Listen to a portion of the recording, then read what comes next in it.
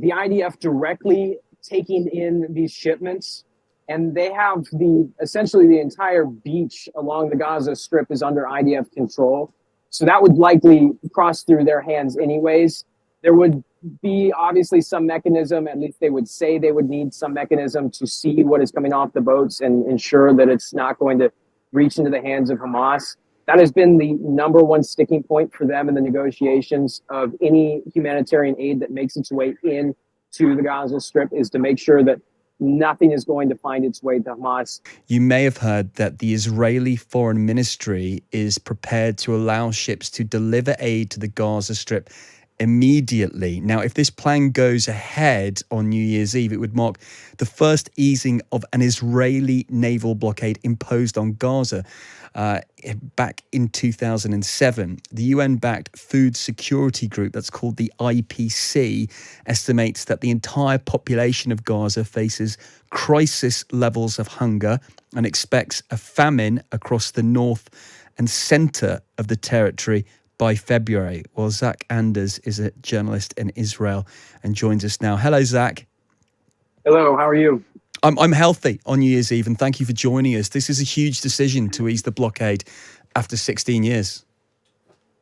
It is, and it almost, the timing makes you wonder if this is a token of goodwill with these negotiations taking place now with Egypt in the next round of hostage negotiations, potentially involved somehow.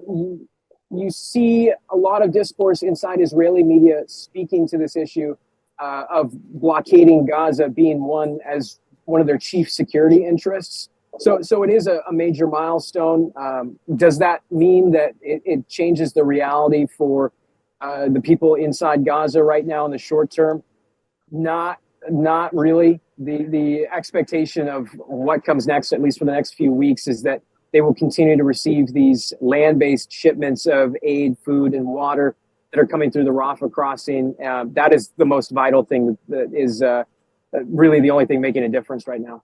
Zach, you talked there about the land-based shipments. And I'm looking at an interception right now. We're in Sderot. There's probably going to be a red alarm here in any moment.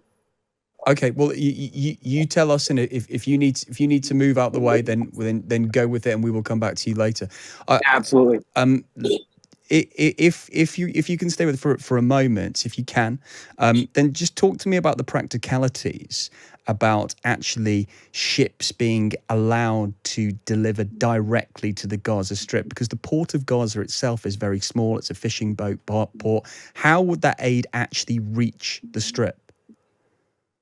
It would need to be either the IDF directly taking in these shipments, and they have essentially the entire beach along the Gaza Strip is under IDF control. So that would likely cross through their hands anyways. There would be obviously some mechanism, at least they would say they would need some mechanism to see what is coming off the boats and ensure that it's not going to reach into the hands of Hamas. That has been the number one sticking point for them in the negotiations of any humanitarian aid that makes its way into the Gaza Strip, is to make sure that nothing is going to find its way to Hamas. At this point in the conflict, they're dug so deeply underground that it's unlikely to envision a way that they could even manage to, like they were in the early days, take trucks, deliver them to certain buildings, and then do whatever they did with them. It's hard to say exactly what that looks like when the ships come in. Again, the land-based, the need right now, the greatest need is in southern Gaza Strip, right at the Rafah crossing, where there's almost 1 million people that have amassed right there on the border with Egypt. Some UN estimates have 12,000 people per square kilometer. The centers that they've set up, some of the refugee areas, the tents, they're telling us that are 10, 20 times beyond capacity. So that's where the most people are right now, and that's where the greatest need is.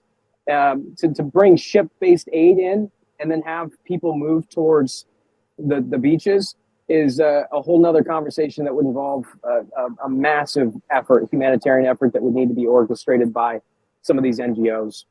Zach, I'm going to leave it there. You keep yourself safe. We do appreciate you speaking to us and keeping us in contact with what's going on the ground there in Israel. So thank you very much for your time. Zach Anders there, a journalist on the border of the Gaza Strip there in Israel. And like you heard, as Zach was talking to us there, he was expecting, he heard there was a red alert there, so he did have to find a safe place to travel to.